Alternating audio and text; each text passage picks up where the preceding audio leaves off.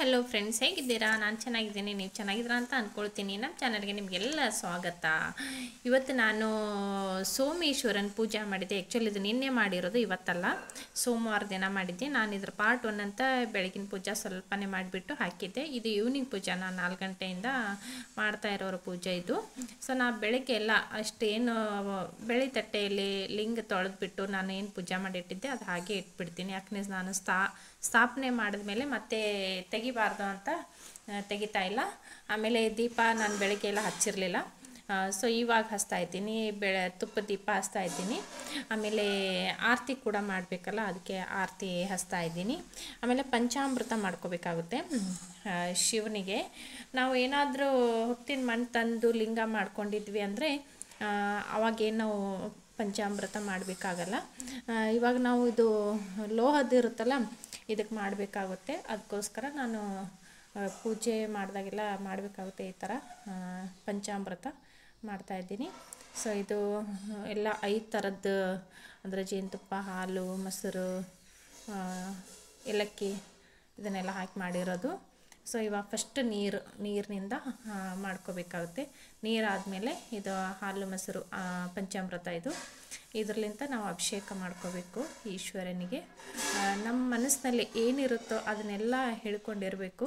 ಸಂಕಲ್ಪ ಮಾಡ್ಕೋಬೇಕಾಗುತ್ತೆ. ಮುಂಚೆನೇ ನಾವು ಸಂಕಲ್ಪ ಮಾಡಿಕೊಂಡು ನಾನು ಈ ಪೂಜೆನ ಮಾಡ್ತಾಯಿದ್ದೀನಿ. ಸೊ ದೇವ್ರಿಗೆ ಕೇಳೋದು ಇಷ್ಟೇ, ಎಲ್ಲವೂ ಇದ್ದ ಮೇಲೆ ಏನು ಕೇಳೋದಿರುತ್ತೆ, ದೇವರ ಆಶೀರ್ವಾದ ಬೇಕು ಅಂತ ಕೇಳೋದಷ್ಟೇ. ದೇವರ ಆಶೀರ್ವಾದಕ್ಕಿಂತ ಬೇರೆ ಯಾವುದೂ ಇಲ್ಲ ಅಂತ ನನ್ನ ಅನಿಸಿಕೆ. ದೇವರ ಆಶೀರ್ವಾದ ಇದ್ದರೆ ಎಲ್ಲವೂ ಇರುತ್ತೆ. ಅದಕ್ಕೋಸ್ಕರ ದೇವರ ಆಶೀರ್ವಾದ ಒಂದು ಇರಲಿ ಅಂತ ನಾನು ಯಾವಾಗಲೂ ಕೇಳ್ಕೊತೀನಿ. ನಮ್ಮ ಕುಟುಂಬದ ಮೇಲೆ, ಆಮೇಲೆ ನಮಗೆ ಎಲ್ಲರನ್ನು ಕಾಪಾಡಪ್ಪ ಅಂತ ನಾನು ಯಾವಾಗಲೂ ಕೇಳ್ಕೊಳ್ಳೋದು ದೇವ್ರ ಹತ್ರ. ಆಮೇಲೆ ಇವಾಗ ಅರಿಶಿನ ಕುಂಕುಮ, ಫಸ್ಟಿಗೆ ಗಂಧ, ಅದು ಅಷ್ಟಗಂಧ ಹಚ್ಚಬೇಕು. ಅಷ್ಟಗಂಧ ಆದಮೇಲೆ ಅರಿಶಿನ ಕುಂಕುಮ ಹಚ್ಚಿಬಿಟ್ಟು ಇದನ್ನು ಗಜ್ಜೆ ವಸ್ತ್ರ ಏರಿಸ್ತಾ ಇದ್ದೀನಿ. ಗೆಜ್ಜೆ ವಸ್ತ್ರ ಏರಿಸ್ತಾ ಇದ್ದೀನಿ. ಆಮೇಲೆ ವಿವಿಧ ಥರದ ಹೂಗಳು, ಪತ್ರೆ ಇದೆಲ್ಲ ಏರಿಸ್ಬೇಕಾಗುತ್ತೆ. ಹೂಗಳು ಎಷ್ಟು ಸಿಗುತ್ತೋ ಅಷ್ಟು ಏರಿಸ್ಬೋದು. ಸಿಗದೇ ಇದ್ದರೆ ಯಾವುದಾದ್ರೂ ಒಂದು ಥರದ ಹೂ ಏರಿಸಿದ್ರು ಪರವಾಗಿಲ್ಲ, ನಡೆಯುತ್ತೆ. ನಾನಿವಾಗ ಗುಲಾಬಿ ಹೂವನ್ನು ಏರಿಸ್ತಾ ಇದ್ದೀನಿ. ಸೊ ನಮ್ಮ ಮನೆ ಹತ್ರ ಒಂದಿಷ್ಟು ಸಿಕ್ಕಿದ್ದು ಹೂವು, ಅಂದರೆ ಪತ್ರೆ ಮತ್ತು ಸದಾ ಮಲ್ಲಿಗೆ ಇವೆಲ್ಲ ಸಿಕ್ಕಿದ್ದು. ಇಲ್ಲಿ ನಮ್ಮ ಮನೆ ಹತ್ರನೇ ಒಂದು ಈಶ್ವರನದು ಗುಡಿ ಇದೆ, ಅಲ್ಲಿರುತ್ತೆ ಇದು. ಸೊ ಪತ್ರೆ 3 ದಳದ್ದಿರಬೇಕು. ಶಿವನಿಗೆ ಭಾಳನೇ ಬಿಲ್ವ ಪತ್ರೆ ಅಂದರೆ ಭಾಳ ಇಷ್ಟ. ಇದು ಸದಾ ಮಲ್ಲಿಗೆ. ಇದಕ್ಕೆ ಯಾಕೆ ಸದಾ ಮಲ್ಲಿಗೆ ಅಂತ ಕರೀತಾರಂದರೆ, ಇದು ಸದಾ ಕಾಲನೂ ಸಿಗೋಂಥ ಹೂ. ಇದು ನಿತ್ಯ ಪುಷ್ಪನೇ ಅಂತ ಹೇಳಬೇಕು ಇದಕ್ಕೆ. ಇದು ಯಾವ ತಿಂಗಳಿದ್ರೂ ಪರವಾಗಿಲ್ಲ ಸಿಗುತ್ತೆ ಇದು ಸದಾ ಮಲ್ಲಿಗೆ. ಆಮೇಲೆ ಇದು ಪತ್ರೆನ ಏರಿಸ್ತಾ ಇದ್ದೀನಿ ಈಶ್ವರನಿಗೆ. ಮೇಲೆ ನಾನು ಫೋಟೋ ಕೂಡ ಹೆಜ್ಜೆ ವಸ್ತ್ರ ಏರಿಸಿದ್ದೀನಿ. ಬೆಳಗ್ಗೆ ಹೂ ಏರಿಸಿದ್ದೀನಿ, ಗುಲಾಬಿ ಹೂ. ಇವಾಗ ಏನದು ಸದಾ ಮಲ್ಲಿಗೆ ಏರಿಸ್ತಾ ಇದ್ದೀನಿ. ಈ ಫೋಟೋ ಇದೆಯಲ್ಲ, ಇದು ಭಾಳ ಹಳೆಯ ಕಾಲದ ಫೋಟೋ ಇದೆ. ಇದು ನಾನೇನಿದು ಹೊಸ ಫೋಟೋ ತಂದು ಮಾಡ್ತಾಯಿಲ್ಲ, ಯಾಕಂದರೆ ಮನೆಯಲ್ಲಿ 16 ಸೋಮವಾರ ಮಾಡ್ತಾ ಇದ್ದೀನಲ್ಲ, ಆವಾಗೆಲ್ಲ ತೊಗೊಂಡಿರೋ ಫೋಟೋ ಇದು. ಹಾಗೆ ಪೂಜೆ ಮಾಡಿದಾಗ ಇಡ್ತೀನಿ, ಮತ್ತೆ ತೆಗೆದು ಒಳಗಡೆ ಇಟ್ಬಿಡ್ತೀನಿ. ಯಾವಾಗ ವಿಶೇಷ ಇರುತ್ತೋ ಅವಾಗಷ್ಟೇ ತೊಗೊಳ್ಳೋದು. ಇದು ಲಿಂಗ ಪೂಜೆ ಮಾಡ್ಕೊಳ್ಳೋದು ಒಂದು ಪ್ಲೇಟಲ್ಲಿ ಇಟ್ಟಿರ್ತೀನಿ. ಇವಾಗ ನಾವು ದೀಪಕ್ಕೆಲ್ಲ ಪೂಜೆ ಮಾಡ್ಕೊಂಡು ಬಿಡೋಣ. ಪೂಜೆ ಮಾಡಿಬಿಟ್ಟು ಹೂ ಕೂಡ ಏರಿಸ್ಬೇಕಾಗುತ್ತೆ. ಇದಕ್ಕೂ ಅಷ್ಟಗಂಧ ಹಚ್ಚಿ ಅರಿಶಿನ ಕುಂಕುಮ ಎಲ್ಲ ಹಚ್ಚಬೇಕು. ದೀಪಕ್ಕೆ ಕೂಡ ಪೂಜೆ ಮಾಡಬೇಕು. ಇದು ಒಂಥರ ಹೂವಿದೆ, ಇದು ಹಳದಿ, ಇದ್ರ ಹೆಸರು ಏನೋ ಇದೆ, ಸರಿಯಾಗಿ ನೆನಪು ಬರ್ತಾಯಿಲ್ಲ ನನಗೆ. ಇದನ್ನೊಂದು ಹೂವು ಏರಿಸಿದ್ದೀನಿ. ಆಮೇಲೆ ಈಶ್ವರನ ಪೂಜೆನೂ ಆಯಿತು, ಹೂವು ಏರಿಸಿ ಆಯಿತು.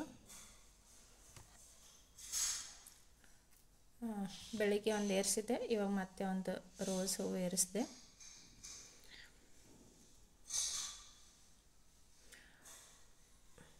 ಇದಿಷ್ಟು ನಂದಿ ಕೂಡಿಸಿದ್ದೀನಿ. ಈಶ್ವರನ ಎದುರು ಯಾವಾಗಲೂ ನಂದಿ ಇರಬೇಕು ಅಂತ ನಾನು ಯಾವಾಗಲೂ ಈಶ್ವರನ ಎದುರನೇ ನಾನು ಇಡೋದು. ಜಗಲಿ ಮೇಲೆ ಮಾಡ್ತೀವಲ್ಲ, ಡೈಲಿ ಪೂಜೆ ಮಾಡಿದಾಗ ಕೂಡ ಅಷ್ಟೇ, ಈಶ್ವರನ ಎದುರೇ ನಾನು ನಂದಿನ ಕೂಡಿಸೋದು. ಇದು ಮಂತ್ರಾಕ್ಷತೆ, ಅಂದರೆ ದೇವರಿಗೆ ಅಷ್ಟೋತ್ತರ ಹೇಳ್ತೀವಲ್ಲ, ಶಿವ ಅಷ್ಟೋತ್ತರ ಹೇಳಿ ಇದು ಒಂದೊಂದು ಶಿವ ಅಷ್ಟೋತ್ತರಕ್ಕೆ ಒಂದೊಂದು ಅಕ್ಷತೆ ಏರಿಸ್ಬೇಕಾಗುತ್ತೆ. ಅದು ಭಿನ್ನ ಆಗಿರಬಾರ್ದು ಅಂಥ ಅಕ್ಷತೆನ ಏರಿಸ್ಬೇಕಾಗುತ್ತೆ. ಆಮೇಲೆ ತುಪ್ಪದ ದೀಪ. ಇದು ತುಪ್ಪದ ದೀಪ ಅಂದರೆ ಹಾಲಿನಲ್ಲಿ ಬತ್ತಿ ಹೊಸದು ಹಾಲಿನಲ್ಲಿ ಮಾಡಿರ್ತಾರೆ, ಅದನ್ನದು ಆರತಿ ಮಾಡೋಕ್ಕೆ ಅಂತ. ಇವಾಗ ನಾನು ಪ್ರಸಾದ ಮಾಡ್ಕೊಳ್ತಾ ಇದ್ದೀನಿ, ಗೋಧಿ ಪ್ರಸಾದ. ಇದು ಗೋಧಿ ಪ್ರಸಾದ ಅಂದರೆ ತುಪ್ಪದಲ್ಲೇ ಮಾಡಬೇಕು, ಗೋಧಿ ಹಿಟ್ಟಿಂದು. ಇದು ಹೇಗೆ ಮಾಡೋದು ಏನು ಅಂತ ನಾನೇನು ಪೂರ್ತಿಯಾಗಿ ತೋರಿಸ್ತಾ ಇಲ್ಲ, ನಾನೇನು ಪ್ರಸಾದ ಮಾಡಿದ್ದೀನಿ ಅದನ್ನು ಮಾತ್ರ ತೋರಿಸ್ತಾ ಇದ್ದೀನಿ.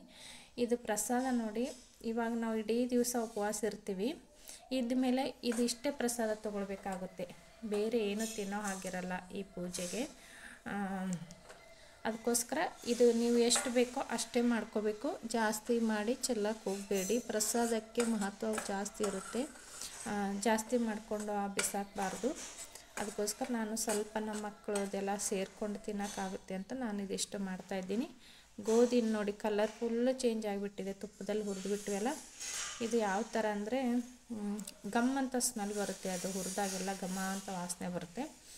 ಇವಾಗ ಒಂದಿಷ್ಟು ನೀರು, ಸಕ್ಕರೆ, ಒಂದು ಹಿಟ್ಟು ತೊಗೊಂಡಿದ್ದೀನಿ, ಒಂದು ಅರ್ಧ ಅಷ್ಟು ಸಕ್ಕರೆ ಹಾಕ್ತಿದ್ದೀನಿ, ಸಿಹಿ ಜಾಸ್ತಿ ಬೇಡ ಅಂತ.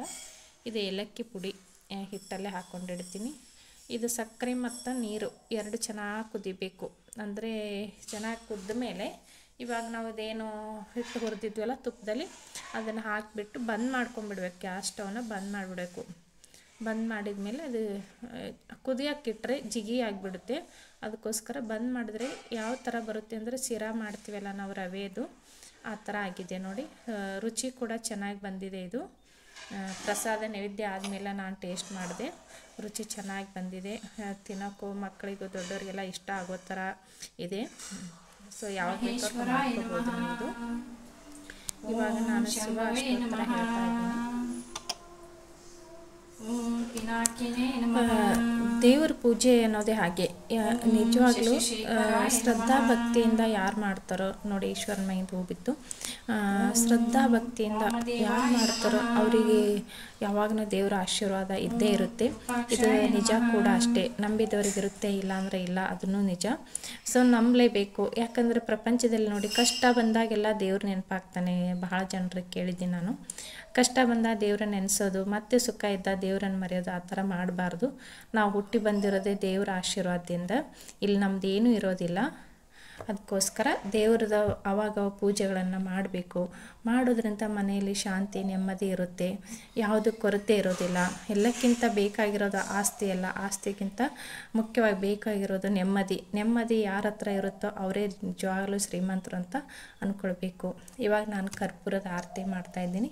ಇದು ಕರ್ಪೂರದ ಆರತಿ ಆದಮೇಲೆ ಈ ಟೆಂಗು ಹೆಣ್ಮಕ್ಳು ಹೊಡಿಬಾರ್ದು, ಮನೆಯಲ್ಲಿ ಗಂಡು ಮಕ್ಕಳಿಗೆ ಹೊಡ್ಯಕ್ಕೆ ಹೇಳಬೇಕು. ಗಂಡ ಇದ್ದರೆ ಗಂಡಗೆ ಹೇಳಿ, ಮಗ ಇದ್ದರೆ ಮಗನಿಗೆ ಹೇಳಿ. ಸೊ ಹೆಣ್ಮಕ್ಳು ಹೊಡಿಬಾರ್ದು, ಅದಕ್ಕೋಸ್ಕರ ಗಂಡು ಮಕ್ಕಳು ಟೆಂಗು ಹೊಡಿಬೇಕು. ಇವಾಗ ನಾನು ಮಗನಿಗೆ ಹೇಳಿದ್ದೆ, ಮಗ ಹೊಡೆದನು. ಸೊ ತುಪ್ಪದ ಆರತಿ ಕೂಡ ಮಾಡಿದ್ವಿ, ಎಲ್ಲ ಪೂಜೆ ಕಂಪ್ಲೀಟ್ ಆಯಿತು. ಇದೆಲ್ಲ ಆದಮೇಲೆ ಪ್ರಸಾದ ತಗೊಳ್ಬೇಕು. ಸೊ ನಮ್ಮ ವಿಡಿಯೋ, ಪೂಜಾದ ವಿಡಿಯೋ ನಿಮಗೆ ಇಷ್ಟ ಆಗಿದೆ ಅಂತ ಅಂದ್ಕೊಳ್ತೀನಿ. ತಡವಾಗಿದೆ, ದಯಮಾಡಿ ಕ್ಷಮೆ ಇರಲಿ ವಿಡಿಯೋ ಬಿಡೋದಕ್ಕೆ. ನಮ್ಮ ಚಾನಲಿಗೆ ಸಪೋರ್ಟ್ ಮಾಡಿ, ಸಬ್ಸ್ಕ್ರೈಬ್ ಮಾಡ್ಕೊಳ್ಳಿ. ಮತ್ತೆ ಮುಂದಿನ ವಿಡಿಯೋದಲ್ಲಿ ಸಿಗೋಣ. ಎಲ್ಲರಿಗೂ ನಮಸ್ಕಾರ. ಫ್ರೆಂಡ್ಸ್, ಇದು ಬೆಳಗ್ಗೆಂದಿದು ಮೊಸರನ್ನ ನೈವೇದ್ಯ ಮಾಡಿ ಪೂಜೆ ಇಳಿಸ್ಬೇಕಾಗುತ್ತೆ, ಇಷ್ಟೇ.